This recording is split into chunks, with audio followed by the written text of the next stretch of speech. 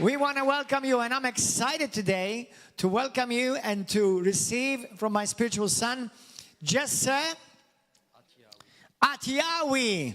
Hallelujah.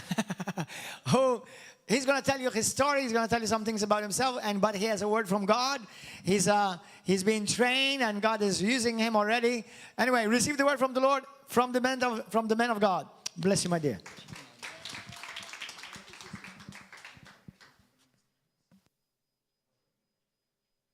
Hello, everybody. So, I didn't prepare anything, like usual. Because, as the pastor says, like we are the body of the Holy Spirit. And actually, it was a really great revelation to understand that your body is basically giving the Holy Spirit, you're actually giving the Holy Spirit to body to speak. So I was thinking, like, if I'm going to prepare a lot, then I'm going to forget. I'm going to just let him do whatever he's good at doing, like always. Even though it's my first time preaching in English. So still not nervous, thank God. And my wife was like, aren't you stressed? Aren't you stressed? I was like, no. It's God who's going to take care of everything. Amen. And the pastor helped me as well right now by the word that he was saying. He reminded me a lot of things that God was doing in my life. And it's good to tell people about what God did in your life, because one of the things that we do, we win through sharing our testimonies to others as well. And it's written actually in the book of Revelation, how the blood of the Lamb and our testimonies, exactly. So, the thing of dreaming and dream big, it reminded me of when I came here to Malta, and after 2 months, I forgot to introduce myself. So, my name is Jesser. I go by James Jesser, better than Jesser Atiawi, because it's a bit complicated to pronounce. James is actually my second, or let's say my Christian name. Jesser is my Arabic name, because as you can see, I'm Arabic. I don't know if you can notice that or not. I'm originally from Tunisia, and I came from a Muslim background. So I was a Muslim, and I converted to Christ, not to Christianity, when I was 17 years old, 18 years old. And because of that, I had like a lot of persecution, as I was the first Christian in my city. And then after 5 years of discovering the faith and going through persecution and all of that, I had to afterwards leave from my country and came here to Malta. If you've never heard my story, I wrote a book as well. It's called Once a Muslim, My Journey to Christ. You can find it on Amazon. Otherwise, I have it on YouTube as well, in Maltese. So learn Maltese and then watch it. So when I came here to Malta, I remember God sent me literally to Malta. And he mentioned that, it's mentioned in the book of Acts when St. Paul came here. And I was like, well, God, what I'm going to do? My family are in danger. I'm in danger. My friends are in danger. The terrorists want to kill everyone. What are we going to do? So he said, like, okay, I'll send you to Malta. I came to Malta. I didn't know anything about Malta. I don't know the language. I don't know anyone here. I have no idea what's going on. When I came to Malta, I didn't know that they drive the other way around. So when I left the airport, by the way, I came by the airport, not by boats. And when I arrived to Malta, I left the airport and I saw a dog in the place of the driver. And I was like, wow, this is amazing, given the dogs drive here. I was like, yeah. But then I noticed that they drive the other way, so...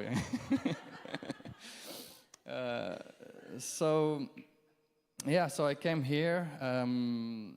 I didn't know what to do. I didn't know anything about what God is planning for me here. So I stayed like around 2 months homeless until God started like showing me some, like operating in my life, giving me a place where to stay, giving me job and everything. And the first place I stayed in it was in Marsa Scala, and the pastor helped me to rent that place in the beginning, as I didn't have a job. And I was alone. It was really a small room. It's lovely, just like a studio. And my brother Edwin used to take me as well to the church and to that house. And I remember I found my first job, and then I lost the job after a few moments. I was like, oh God, I was homeless before. I didn't need to pay anything. Now you gave me a house, you gave me a job, and then you're taking out the job, so I cannot pay. So you better put me back homeless. At least I don't need to pay anything. And I was like, God, what I'm gonna do? And he said, like, I remember he wakes me up at 10 o'clock in the morning, and he said, and I was like experiencing his presence in the room, literally. And he woke me up, he said, do you know why the door of salvation the people that go through the door of salvation are much less than the people that go from the door of destruction? And I said, I don't know. He said, because most of people, they don't want to bow down in order to enter from that door. And I understood in my spirit that he's mentioning pride. It's like you don't want to bow down to enter from that door. I told him, God, do you think I'm proud? And he said, well, if you think that you love yourself more than I do, that's pride. If you think that you care about yourself more than I do, that's pride. And you just don't want to give up. Just let go. If you believe in me, I'm your master, I'm your savior, I'm your leader, I'm your king, I'm your father. Just leave it in my hands. I'm taking care of everything. I know you don't have a job, but it's okay. And I said, and then he told me, how big is your God is? That's why I remembered when the pastor mentioned that.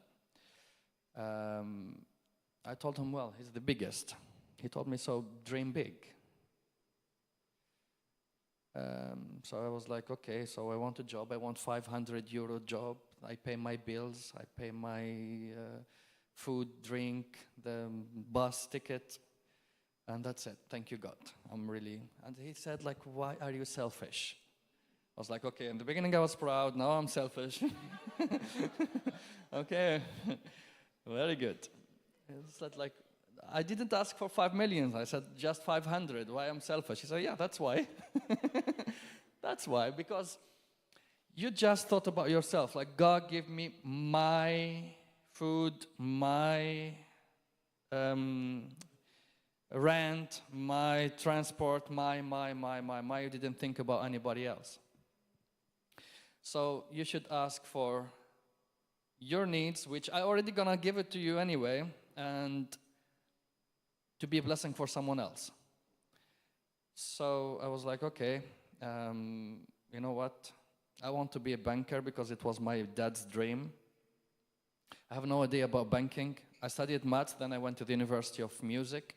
So I know only do, re, mi, fa, sol, la, si, do. I have no idea, no idea with what's going on with banks and economics. And he said, okay, so that's your dream? I said, yeah, well, that's my dream. If you want me to dream big, I want to be a banker. I want to prove to my dad that my God is real, and he will do miracles, and I will be what he wanted me to be. And before in Tunisia, bankers, they used to get good salaries as well. So.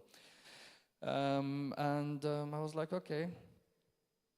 He said, if you believe it, so declare it and act upon your faith. So I was like, okay, well, what do you want me to do? I'm going to act upon my faith. I go to the banks I want to work. He said, oh, yeah, like that. So I woke up, I took my CV, which has Jesser Atjavi, or James Jesser. He speaks English, Arabic, Maltese, Italian, French. He went to the University of Music, has no experience. That's it. That's what I have in my CV. I've never worked, I've just been studying. And I took the list of all the banks in Malta and I sent them my CV by faith. And 2 years later, just to let you know, so I found just after that conversation with God, a guy came and he told me, I received a dream from God and he wanted you to come live with me. So I didn't even have to pay the rent. So he just invited me at his place. I stayed with him for 2 years. And then I found a job. It was a part-time job, like I work in the morning. So in the evening, I spent them coming here to do the Bible college with the pastor. So it was a perfect job for me. And then, after 2 years, I received an email from one of the banks, and they told me, look, we have received a lot of CVs, but we want you because you're the only one who speaks many languages, and we need that. We need someone who speaks French and English and Italian and Arabic, and because our customers, they are from different backgrounds, and you're the only one that we have here that speaks those languages. So we will provide you with the training. We will take care of you. We know that you don't have any experience, as we can see. And then I started working in that bank. The thing is, the bank was on the 20th floor of the highest building in Malta, the Porto Maso. And when I went there, and I opened the door of the office, the first thing I saw is the garden where I was living when I was homeless when I came here. So it was just a straight, like. So it's like God telling me, well, do you remember when I told you once I'm going to take you high? So that's where you were, living there with the cats. And now you're here on the highest building, fulfilling your dream to become a banker and prove to your to your dad that your God is real and that he's amazing. And whatever he done for me, he will done for you as well. And so yeah, I was not planning to share this testimony because when I asked God, what do you want me to say? I received a call from one of my friends, and he told me, look, today is my anniversary with my wife.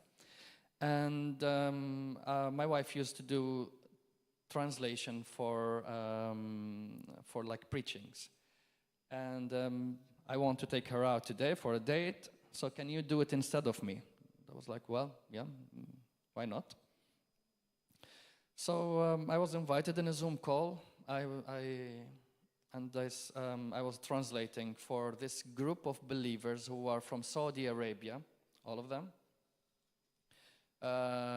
And they're doing, since they don't have a church over there, so they're doing the weekly meeting by Zoom, and they don't have a pastor as well, because it's dangerous. So they have a pastor from abroad. So this pastor is doing the preaching, and I do the translation.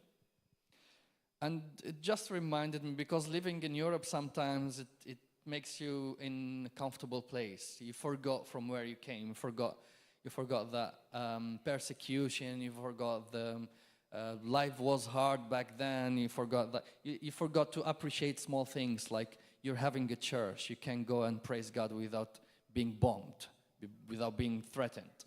You can play drums. You can play music out loud, and no one will threaten you. We take those things for granted. You have a pastor that has TV. You can be in TV, you can be in radio, you can be on internet, you can speak with your face and all of that. We take those things for granted, while when I was on this Zoom meeting, even the people that they were in this meeting, they couldn't even show their faces. They don't even trust. Because they don't know, like maybe there is someone who's imposter and they will, and take their pictures, and then, because otherwise they will be killed. So, please be grateful for the pastor, what we have here. It touched me a lot when you spoke about honor, actually. What's the name of the prophet? Jabez? Yeah. In Arabic is Yabis. It's even more weird. I remember I was about to sleep yesterday, and then I looked to my wife. I told her, I just remembered a verse. And a verse about someone that was mentioned only once in the Bible. And I think, no, this one, it's in the second Samuel, 23:11, it was? Yeah. 2 Samuel 23:11. So it says, and after him his name is Shammah, the son of Agi, the Hararite. And the Philistines were gathered together into a troop, where was a piece of ground full of lentils. But he stood in the midst of the ground and defended it and slew the Philistines. And the Lord wrought a great victory. Actually, great victory in this one, in Hebrew, it's a great salvation. And God spoke to me through this verse, like, I think 15 years ago. And I just remembered yesterday. It's about someone, even though he was, lentils in the Bible, it's something cheap. Like, there's these two brothers, Jacob and Esau, and he traded his firstborn rights by inherit exactly with just a soup of lentils. So it's like it's something really cheap. And the land of lentils, it's not a big kingdom, it's nothing. But he was commanded to take care of that land. So, and all his brothers who were fighting with him, they left. It's like, well, I'm gonna fight for a piece of lentils, I'm gonna be... And he was like, no, I was called to do this. I'm gonna do this. Even if everyone leaves, I will stay there, and I will do it. Even if everyone quits, I'll stay there, and I'll do it. And then it says that God made great salvation. So don't be discouraged if you find people leaving from the church, for example. Don't get discouraged, because sometimes people, I don't want to judge. Everyone has different views. But once you're called to do that, stay there, and God will do great salvation. And God will change everything. So that's why actually this guy was mentioned in the Bible, and because he didn't quit. So when I was translating the preach for my brothers and sisters in Saudi Arabia, and they were talking about Abraham and how God calls. Actually, he called Abraham.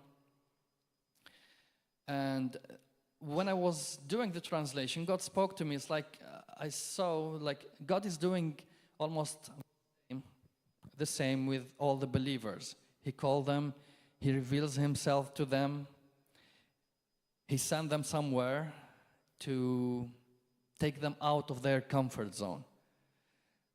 So it doesn't mean that, like, for example, myself, I was taken literally out from my country, but it doesn't mean that you have to, it has to be that way. So sometimes God takes you from your comfort zone, from your family, from your old friends, from your old job, from your old habits. He just takes you away from that.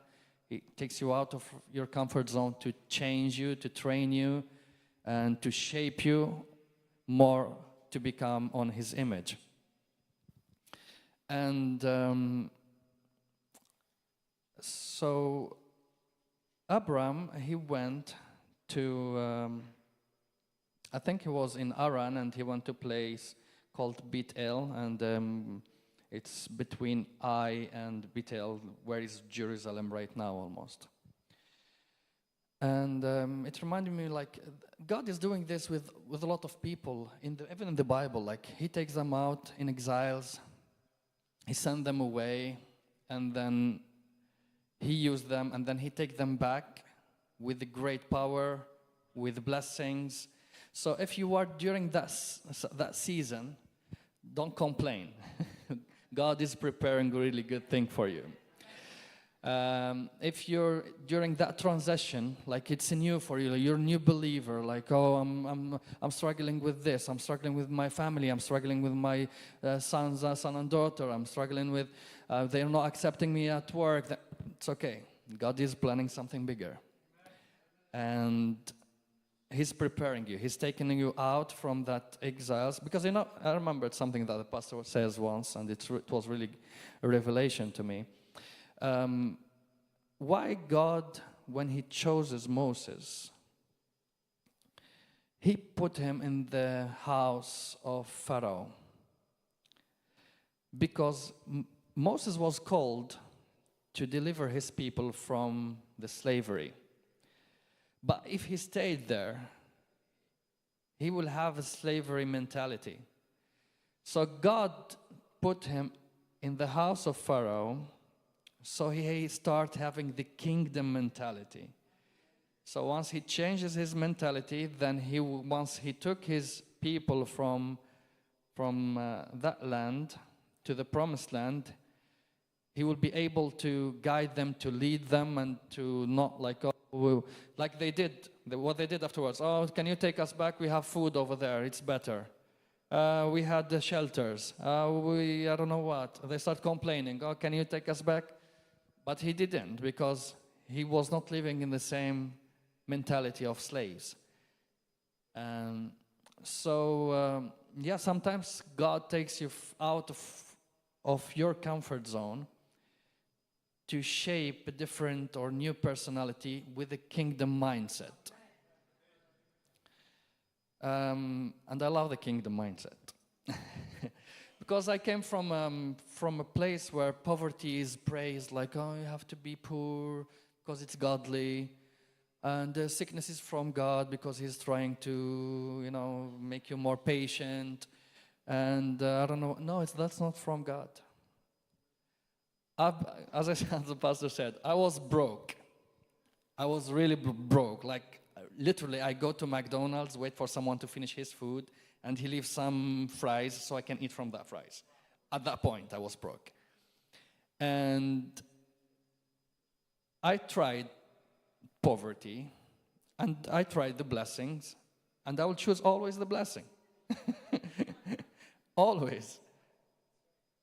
Poverty, though, when you have the good mindset, like when you really surrender to God, he will use that to make you depend on him, to make you think that he's really all what you need. And it's not money. So your happiness will not come from money, will come from him, from his promises, from his blessings, from his love, from his fatherhood, for the new identity that you get in him as a new believer. So you're not. Actually, I love talking about your new identity in Christ. Like, you're real, because I'm from a Muslim background. It's actually illegal, and it's a sin to say that your God is Father. So I cannot say my Father is God, and it's even written in the Quran saying that it's forbidden. So you don't have that kind of fatherhood with God. So I was not raised saying God is my Father, knowing that He's your Father, it means that He's really your Father. It's like He's taking care of all your needs as a good father. My father was not perfect, was not the best, But he was good. He was providing for me. He was taking care of me. Imagine your real perfect father, how gonna take care of you. So to know that your new identity in Christ is amazing, because Satan is good at what he's good at doing all the time, is lying. And the first thing actually what he has done with the human being in the Garden of Eden, he told them, this is what God said, and it's not true. And he has been doing that all the time. Islam is actually the same thing. He took God's word and he twisted. So Jesus, yes, he exists. He's a very good man. He did a lot of miracles. He's amazing. He was born from a virgin. Yeah, he's not God. He was not crucified. That's what they do. So they give you half of the truth and then they twist it. And the most dangerous lie is half-truth. And that's what he has been doing all the time. Sometimes he lies to you, even like for Christians. No, you don't deserve that. No, well, you don't deserve it, but God made you deserve it, the blessing. It's not because of you, it's because of him.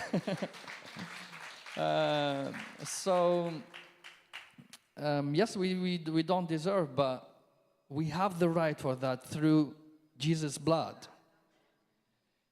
And don't think that your works and what you're going to do and being a better person that will make you a better son. No, actually, you're a son already without anything. You don't need to do anything to request that, to have that.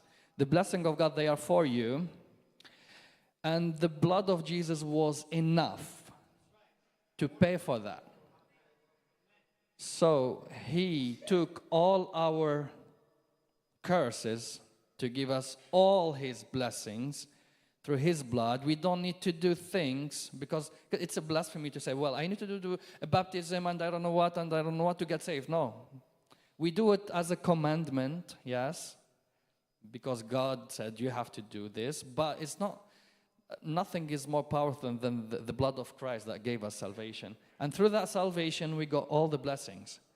So we got, first of all, we got the identity, our new identity in Christ as born-again people that can right now speak with God and receive from him and hear from him as well.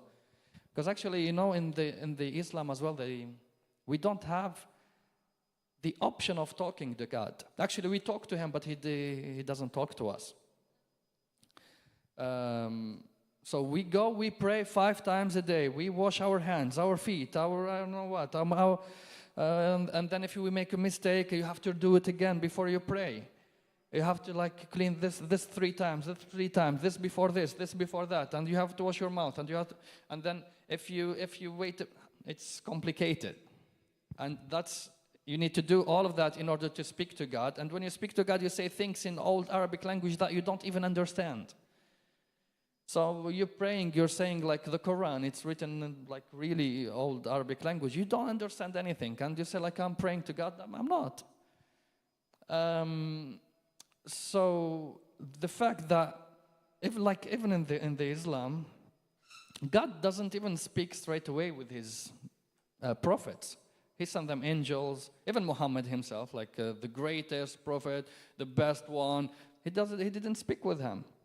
He sent him an angel, which was not really an angel, but so the fact that knowing as Christian I have access to that throne and I can speak to God, and that God speaks back to me as well, and he can inspire me, it's really blessing. And I think it's the only faith religion that has that.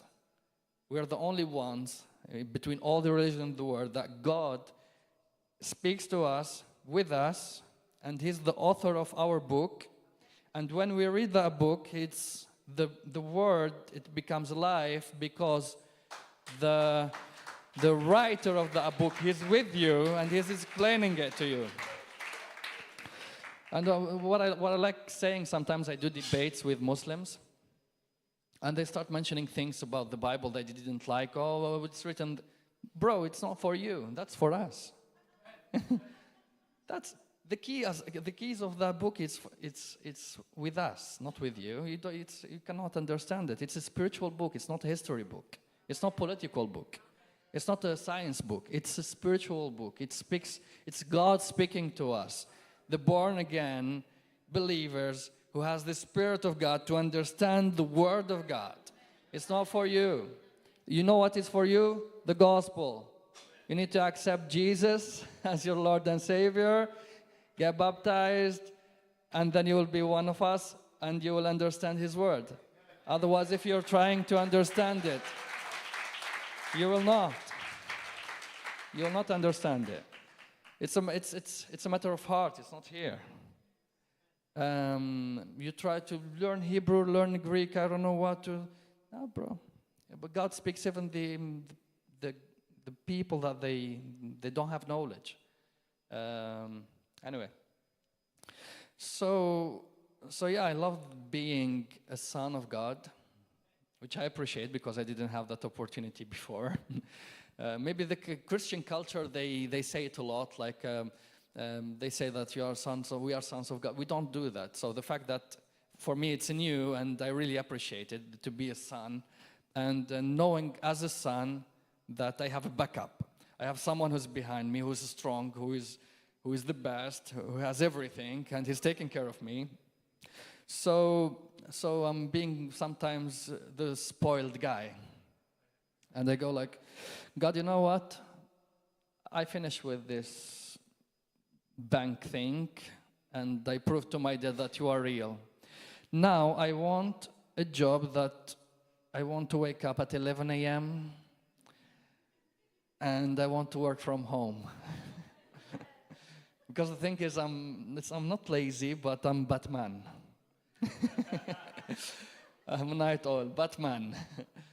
So yeah, I like the pastor actually. Yeah, exactly. I stay a lot. Like I sleep late, very late. Night owl, exactly. Night owl. It's not healthy. I don't advise you to do that. But it's like that since I was young. I have that. I don't know, like my biology is like that. Anyway, so I was like, God, I want to change this job, and I want this and that. And then He gave it to me. He gave me a job where I woke up, I just press on a bottom, and then I start working, and I'm really in my comfort place, and it pays well, and thank God. Like, don't be afraid of asking from God, of God. You have favor. So ask. So sometimes God, I remember once He told me, like, you don't get because you didn't ask. As simple as that. You didn't get this because you didn't ask for it. Oh God, why you didn't ask, and they will give it to you. we go straight to we complain. Oh, God didn't give me this. Oh, look at my situation. Did you pray for it? No. So how are you going to give it to you if you didn't ask Him? And why you're blaming Him for not giving it to you while you didn't ask Him for it? So don't be afraid of asking God for wherever you feel it's right. So don't ask Him like for bad things. I mean, it's obvious. But yeah, pray and dream big, and because God wants to work through us. He wants to do miracles through us. He wants to do things through us. He cannot do it from the people from the Word. He will use the people of the Word for your benefits. So unless we give Him that access, so as the pastor said, like, He wants all of us to be millionaires, not just a few. He wants all of you to be millionaires and to be blessing for others and to build big centers, Christian centers, and to have 19 channels, Christian channels, and to have more we do Christian concerts, and He wants that. So yeah, don't be afraid to ask God. Am I good with time?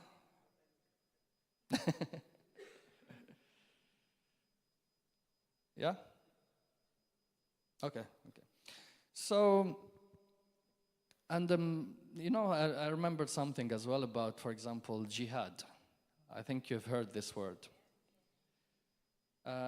Jihad is basically the opposite of the gospel. Jihad is you go and you kill yourself for God. The gospel is God was killed for you. So, you know, what I like about jihad is they really have a heart for God, those people. They really love God. But as usual, they took the bait because Satan is always lying to them. And they told them, if you love God, you have to do this for him. But it's actually, no, it's the opposite. God died for us. So jihad is like, we go, we conquer those lands for God. No, it's like God gave you a new kingdom, not lands. He didn't care about lands. He cares about your spiritual land, your inheritance. So God came. So they think always like, oh, God is great, he's powerful, I don't know what, he's a God of war. No, he's humble as well. He came to our earth, he stayed with us, he loved with us, he cried with us. Maybe you cannot understand it because the mentality of Satan doesn't understand that. He's proud. So most of the Muslims, they will be like, how come God dies? How come God becomes a human being? Yes, he did. And he proved it. And he rose up from the dead. And he's coming to judge you as well. If you don't believe in him. So yeah, the Muslims in general, like, they have an image of God which is really blurry, fake, and even though they love God, and I learned during years how to deal with them. And love it always works. Love is amazing. So before I was like, because I felt like I was betrayed by my father. Like I was believing in this for more than 16 years, 17 years. I was praying, I was fasting, I was reading the Quran, I was doing the Ramadan, I was doing everything and then he tells me like, well, that's not from God. I was like, no, everyone believes in this here. I was like, no, it's not. So I felt betrayed. When I started reading the Quran with the open eyes, and I started seeing like how the women were treated, how the killing is allowed, how this, how that, I was shocked. And then I had a reaction, so I started exposing the agendas of those people to everyone, and that was why I was persecuted, actually, because I was saying like, you cannot kill people, you cannot do this, you cannot do that, that's wrong, look at this, you have been saying this about Jesus and it's not true. You have been saying this about the Bible and it's not true. And but then I learned how to deal with them with love. And it works. And so because I noticed that actually I don't want to win a debate. I want to win a soul. So when I'm debating, when I see that there is a pride in it and there is like showing off and I'm out. But I will take that person, me and him only, and I know that I have the power of the Holy Spirit to convince him. And I will speak with him with love. And once I'm just with him and there is no pride in between and there is no showing off, he will understand and God will touch his heart. So please try not to win an argument, because it doesn't matter if you win or not. The most important thing for God is the souls of the human beings. And remember, when you're fighting with someone, that person, God died for him. And and he's deceived by the enemy. So try to expose the lies of the enemy instead of fighting the person itself.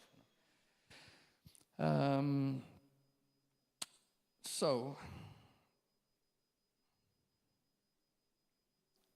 another thing.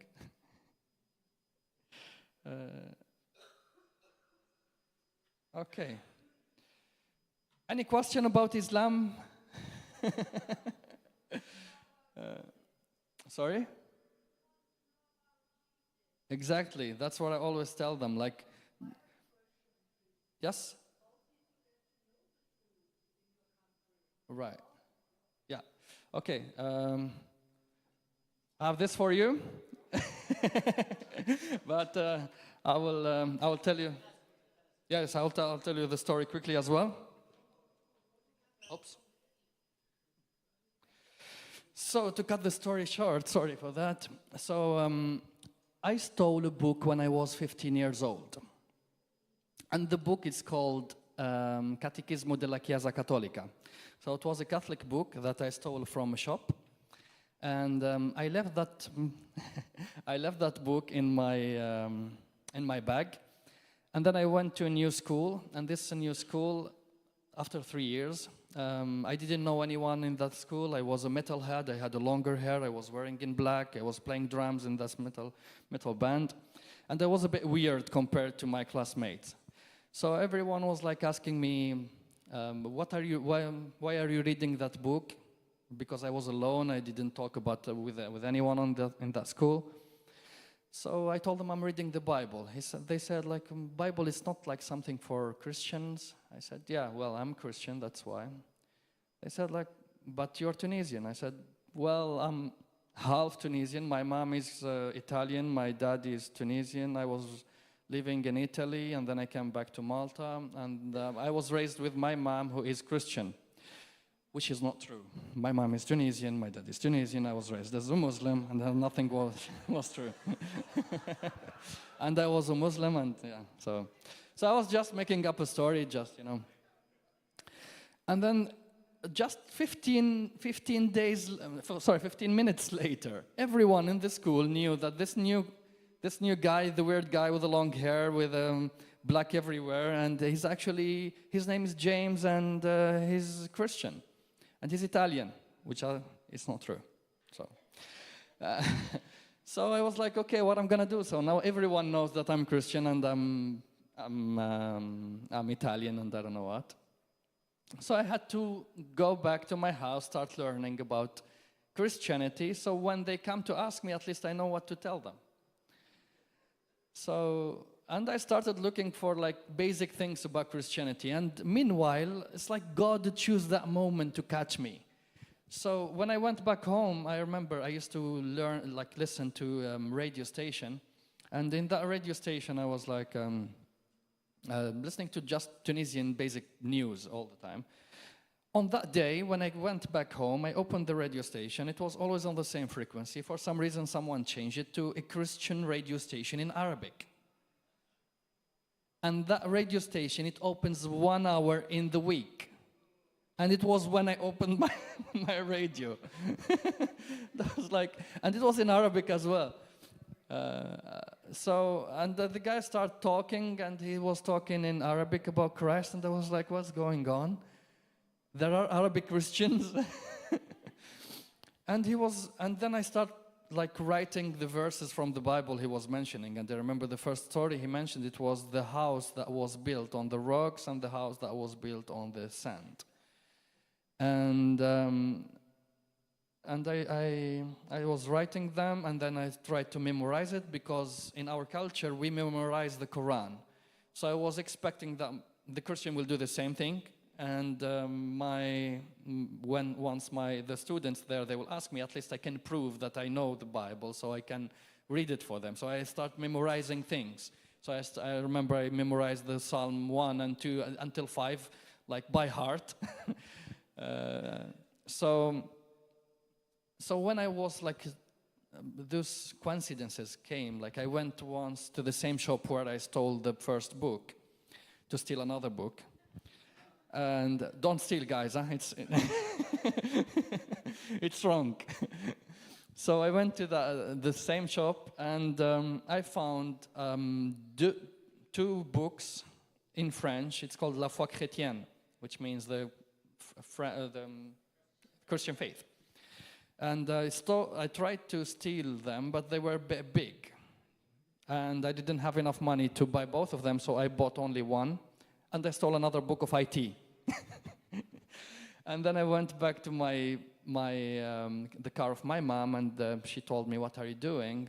I told her I'm reading this book about IT. She asked me to bring something. I came back and I found my mom reading the book, the Christian book, and she told me, "This is IT." I thought, I found it, I liked it, and I bought it. She said, "Oh, it's really nice." I told her, "There is another one, can I get it?" So she gave me €4, and then I went to buy the second one. And I wanted to have a cross to prove that I'm Christian. You cannot without cross, you know. So I found in the same shop like a box full of crosses. And the guy who was there, he gave it to me for free. And I took all of these things to my house, and I was like, so I'm having these crosses, I'm having this radio station, I'm having these books, I'm having I don't know what. It's like God wants to tell me something. And then my mom came to my room, she entered and she saw all of that. She was like, "Are you having a church in your room or what?" "What is this?" "Crosses, Christian books, I don't know what." I told her, "No, just studying because we're talking in the school. We have a subject about tolerance. And I choose Christianity to, talk about it. So I needed some information." And she was like, "You know what? I don't know why I love Christians more than Muslims. And I love Christ even more than Muhammad." And, and she said, "I don't know, I feel like he has peace. The Christians are like really loving people. I can feel something different about them. And I have a question, why Jesus is the one who's coming back is not Muhammad?" And I was like, well, there are a lot of questions, not only that. Why he's the one who was born from a virgin, not Muhammad? Why he's the one who is sinless, not Muhammad? Why he's the one who didn't kill anyone, not Muhammad? Why he's the one who make all those miracles and not Muhammad, who didn't do any miracle? Why he's the one who was crucified and coming back and to judge and not Muhammad? So it's like many questions. And she left me with those questions and she went. And I said, okay, no, I think Satan is playing a game here and he wants to deceive me. So I need to study the Quran again and to be more stronger Muslim right now. But I need to understand what I'm reading as well. So it's not fair to just keep reading things that I have no idea what they're talking about. And I took the book of Quran and the explanations and Tabari, Qurtubi, Kathir ibn I don't know, Josipa, I'll start speaking French now. I was reading a lot of books about Islam, and I bought a Bible. I bought it, I didn't steal it, thank God, this time. And you can see the change already, And I start comparing. So when I started comparing them, so you see there is a chronological and logical order in the Bible about how the human being started his relationship with God, how he lost it, how he was trying to get back to God, how he couldn't, how God got back to him, and he bring back that relationship, and then how the story will end. In Islam, when you're reading the Quran, you read a verse from, it's talking about Moses, and then another verse is talking about Muhammad, and another verse is talking about miracle somewhere, and then another verse. So there's no chronological order, so it's confusion, literally. And we know who's the author of confusion, So, so it tells you, when I read the Bible, I understood that there is a story, and there is salvation. In Islam, there is no salvation. You just need to do this to go to heaven, to do this. If you don't do it, you go to hell. God is sitting there. He doesn't care about anyone. You just need to follow his rules, and that's it. So, which is not the case for Christianity, of course. And when I was reading the story, without even going through prophecies, there is more than 360 prophecies about Christ, but just the prophets themselves, they represent Jesus. Every prophet, Adam, he was the person who brought sin to the earth, which Jesus was the one who took it out. Noah had the ark of salvation, which is the salvation of Christ. Joseph was taken by his brothers to be killed, and then he came back as a king, which is Christ, who was crucified by his brothers, thinking that he's dead, and then he's coming back as a king. Noah, who was the one who was eaten by the whale for 3 days, who was a symbol of Christ, who was in the grave for 3 days. David, all the prophets, Moses, he took the people from the land of slavery to the promised land and the freedom of God, which is Jesus who takes us from the slavery of sin and slavery of Satan and to the promised land, which is our life with Christ in the Spirit. So without even going through details like prophetic and messianic verses and all of that, the Bible, just to read it, to see the prophets, you know that Christ is the one. He is the Christ, actually. It's not Muhammad. So then I start after realizing all of that, I was like, okay, what I'm gonna do right now? How can I accept this reality and I'm the only one? And in this kind of situation, God will give you courage and will give you grace to take this kind of steps and decisions. And I said, okay, so I think I'm really Christian right now because I believe in this, and I don't believe in this anymore. So I cannot believe in someone who already participated in 23 war against people that did nothing to him. I cannot believe in someone who is married with 12 ladies. Some of them, they are slaves, that they already killed their mothers and fathers and brothers and sisters, and they slept with them on the same day. I cannot accept someone who's he did nothing like Jesus. everything Jesus did, he did against it. Like, he didn't have any miracles. It's not about miracles. Even the teaching, for example, if he had a good teaching, no, he was like, I came here to kill everyone. Literally, I came here to with the sword to kill people who didn't believe in me and in my message. Like Jesus, even the Christians for the first 3 centuries, they didn't even take stuff, a weapon or anything. So while the same day Muhammad died, their families started fighting between them. There's something they called it the 10 promised with heaven. 10 people promised with heaven. In Islam, there is 10 people promised with heaven. We are all promised with heaven, thank God. in Islam, there is only 10 people, and then the other ones, you have to work for it. Those 10 people, 5 killed 5. Imagine. The wife of Muhammad, she started a war against the cousin of Muhammad after his death. It's like, you can see the result of his teaching. The Bible said you will know them by their fruits. The fruits already started showing from the first day he passed away. Everyone started killing each other. There's Shiite and there is Sunni Muslims. Till nowadays they're fighting. Till nowadays they're killing each other.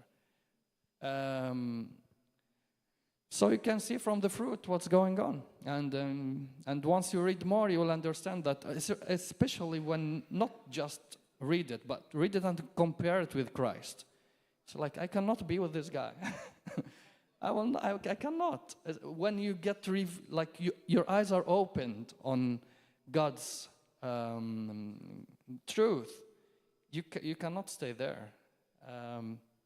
And then I took that decision, and then afterwards I told my family about it, and then I was kicked out from the house. They told us, no Christian will live in this house. So I was kicked out from my house, and then I was kicked out from the whole city because I had a lot of problems with the radical Muslims there. But thank God, during that journey when I was evangelizing people and telling them why I changed, why I accepted Christ, and I had around 14, maybe 15 people that accepted Christ with me. And then we moved all together to the capital city. We stayed there. We started a church there. And then I think nowadays, the people that I evangelized back then, they became pastors, and I think half of the city became Christian already right now. Thank God. So yeah, praise God. So yes.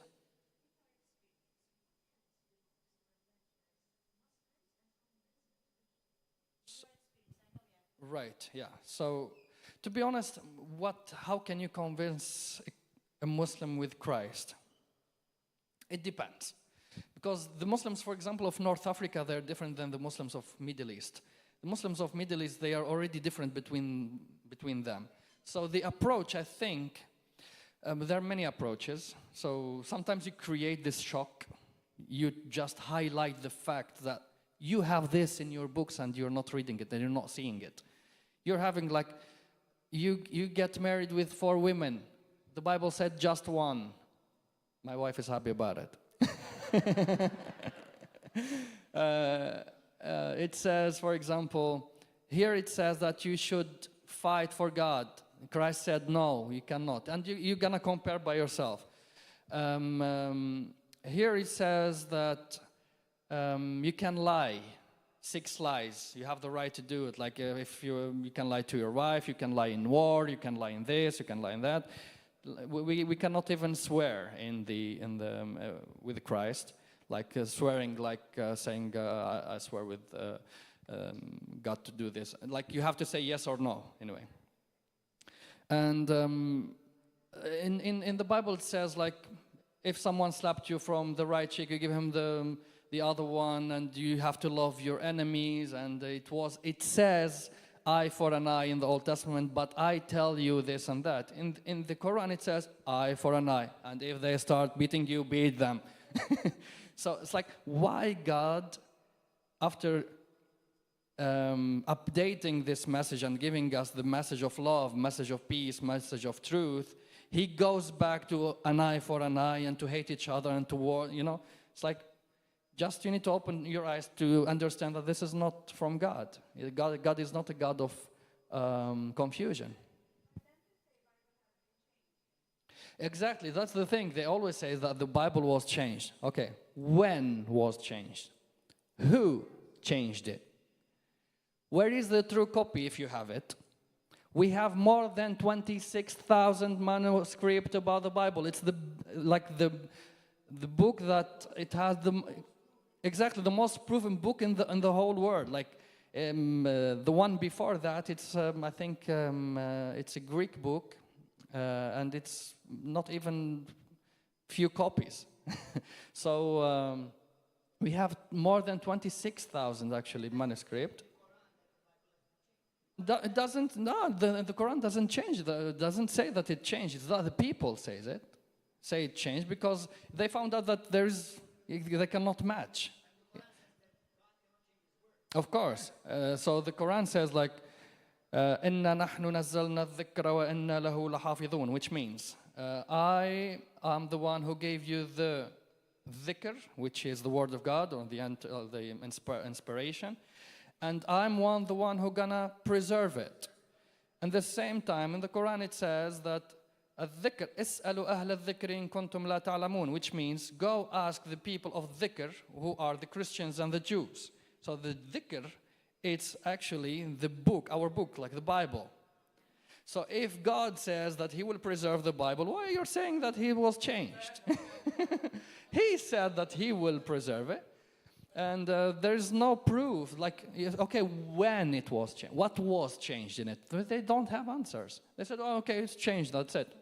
Tell me where, when, how, and give me proof that you have, for example, the right copy, the good copy, the original copy, the genuine copy. They don't have it.